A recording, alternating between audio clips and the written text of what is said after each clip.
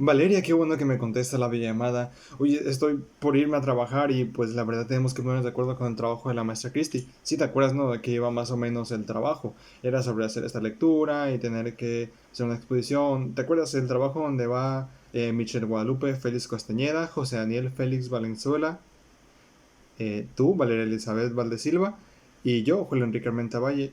Mira, yo ya leí unas partes de, creo que es el primer tema de la reforma del teatro que habla sobre los años del siglo XIX más o menos, donde los grupos sociales del neoclasicismo ejercían presión y ocupaban grandes puestos institucionales desde los que batallaron aquel día y noche a favor de la literatura clasista. Y dentro de lo conocido como el Nuevo Teatro Español se publica una colección de 28 obras de teatro que fue una iniciativa del neoclasismo para derrotar a todos aquellos que eran los clasistas. La cosa es que junto a la representación de un teatro respetuoso y así, en aquellos años el tipo de teatro barroco o español y un nuevo teatro del ámbito sentimental, del horror, del shakespeariano permanecían notables y con cierta aceptación, dando existencia al barroco, al neoclásico y a ese nuevo, una existencia pues dentro de los mismos teatros y de la misma imprenta. Era también evidente que durante estas épocas los mismos críticos tenían cierta preferencia que generalmente era inclinada hacia lo neoclásico y un poco menos hacia los nuevos, y aún así se vio una posición favorable para lo que era el teatro barroco.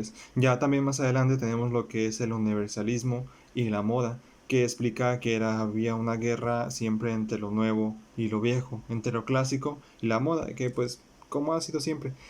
Y en esto el medio de comunicación memorial literario era donde se usaba para oponerse a lo nuevo, donde tachaban en este medio que lo nuevo era algo malo, que si lo nuevo era algo en lo que te debías de pensar, tachándolo siempre de algo indecente, inestable, inmoral, vaya, y tratando a lo clásico como lo ético, como lo inmutable, como lo constante. Pero no siempre fue esto malo para lo nuevo, ya que había quienes, si bien no lo defendían del todo, daban la oportunidad a estas nuevas ideas, como lo fue el crítico Quintana, quien hablaba sobre la obra de la muerte de Abel, que fue un acierto para él, donde las nuevas ideas, donde los nuevos términos, donde las nuevas formas de expresión daban a relucir lo que de verdad podían representar para la sociedad.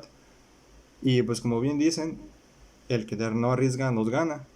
Y pues para este entonces el arte estaba ganando un nuevo territorio con estas nuevas modas. Pero bueno, ya es todo lo que he leído hasta el momento, así que si puedes ahí ponerte de acuerdo con los demás, a ver qué saben sobre el tema. Sí, ahí nos ponemos después de hacer el trabajo. Lo que yo puedo recordar también del teatro barroco y teatro nuevo es el rechazo del nuevo, suele acompañarse de una defensa del neoclásico. Pero además, algunos críticos que están adheridos al clasicismo prefieren el teatro barroco antes que el moderno. Optan por los desarreglos del teatro barroco español que antes por ciertas novedades europeas.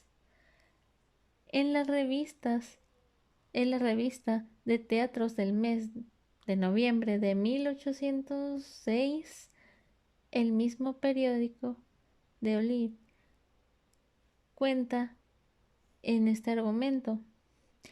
Aunque estamos hartos de saber que nuestras comedias antiguas son de mal gusto y aún muchas veces de mala moral, no lo son tanto como los dramas modernos. Entonces, la clasificación de monstruoso que es diferente, irregular, que no es común e inmoral, que merece el teatro barroco español delata el pensamiento literario del periodista, indudablemente neoclásico, pero debido a su nacionalismo y a su rechazo a las novedades, prefieren ese teatro imperfecto que antes que el nuevo. Entonces, en esa época habían diferentes opiniones de que a algunos les gustaba el teatro barroco, pero también había críticos que les gustaba el moderno. Lo que yo recuerdo del nacionalismo e ideología, el teatro filosófico, es al criterio isoneísta. Se añadía el nacionalista, nuevo teatro, no solo obedece a los inestables y falsos criterios de la moda, sino que además procede del extranjero. Y misioneístas son los que rechazan la novedad, lo novedoso. El nacionalista tiene la finalidad de generar conciencia e identificación en una comunidad nacional. Por otra parte, es conocida como el rechazo a la literatura filosófica por parte del pensamiento conversador literario político de la época. Uno de los elementos dramáticos más criticados fue el uso de discursos filosóficos en la boca de los personajes. Desde la antigüedad, la normatividad clásica recomendaba que el desenlace de la obra debía resultar de la evolución de los hechos representados antes que de los discursos y máximas defendidas por los personajes. El abuso en la sentencia, una de las partes de calidad de la obra dramática, fue criticado en toda la historia del clasicismo. Este abuso pone de moda en la nueva dramática, siendo criticado por los autores más tradicionales que censuran su componente estético y político. Aquí se alude a un autor famoso que es Shakespeare. Y el nuevo teatro, para decir que los ingleses se deleitaban con los hermosos monstruos que él escribía.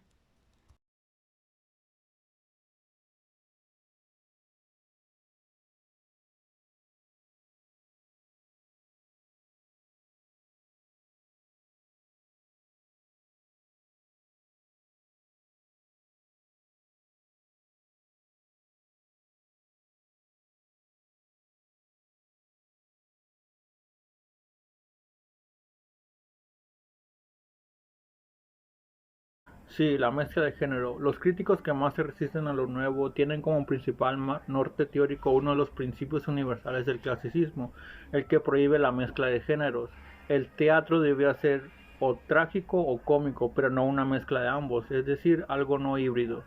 Esto fue uno de los principales caballos de batalla del clasicismo español de Ceausescu, el clasicismo en general y de los muchos críticos de aquellos años. En el siglo XVII la pureza de los géneros se condenó. No era ni trágico ni cómico, sino una mezcla de ambos. Es como ellos los llamaban un híbrido desdeñable o un monstruo hermafrodita. No es de extrañarse que la ortodoxia clasicista a principios del siglo XIX acudiera a los principios de inmutabilidad de los géneros literarios. Los críticos literarios gustaban de delimitar el género al que pertenecía la obra que iban a reseñar. Es decir, una vez identificado el género, la obra era enjuiciada con arreglo a la normativa correspondiente. Esto pues pasando a los efectos que la obra dramática debía conseguir en el espectador. Algunos periodistas prescriben que la tragedia urbana debía poseer el mismo fin catártico que la obra trágica clásica. Se critica que los espectadores no pueden experimentar terror y compasión, lo que quiere decir que la obra no es buena porque no cumple con la normativa correspondiente que el crítico.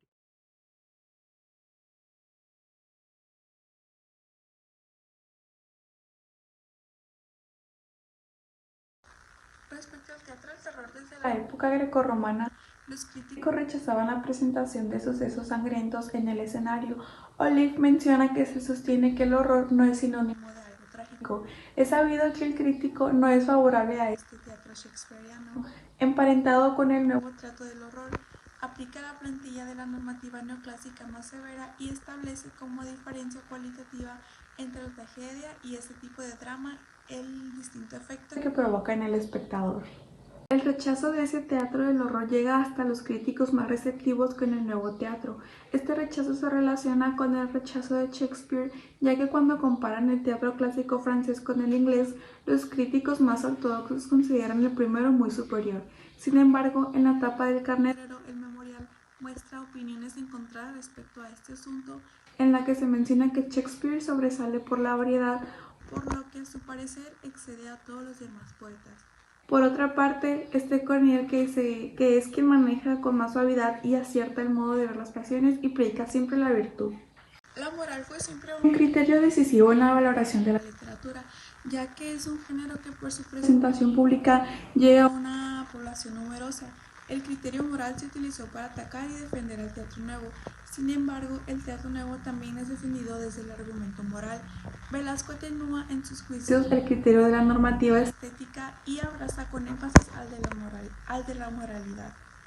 Con este argumento defiende el teatro moderno, no le importan tanto las faltas del arte si la obra posee un buen fin moral.